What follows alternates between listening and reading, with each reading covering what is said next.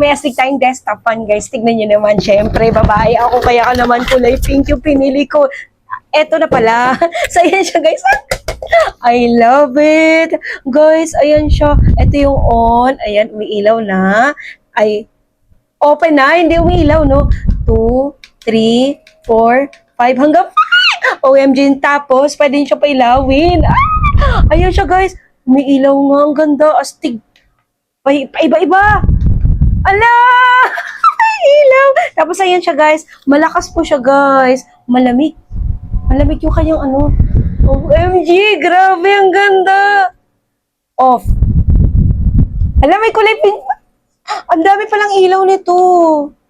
Ayan. Tapos, hala, pwede pala siyang iset ng 4 hours, 1 hour, 2 hours, 3 hours. Pwede siyang iset pala siya, guys. Ayan siya.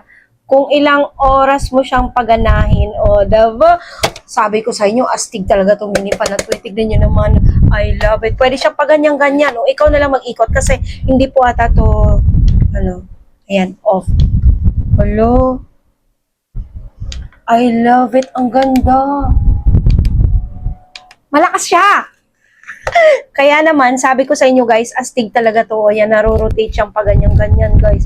Ganyan. Ang ganda, guys. Tignan nyo. Rechargeable po yan. Rechargeable. At matagal malobat, ha. Pwede din pala isabit. O, tignan nyo. Pwede siyang isabit. OMG. At rubberized yan siya, guys. Kaya hindi siya matutumba. Ayan. Ang ganda. Pwede siya isabit. Wow. Diba? Uy, kinikilig ako sa mini fan na to. Rechargeable po siya, guys, ha. Kaya no hassle. Pwede siyang dalhin kahit saan kayo pumunta. Kahit lumabas kayo. Check out nyo to, guys. Nasa yellow basket ko, syempre.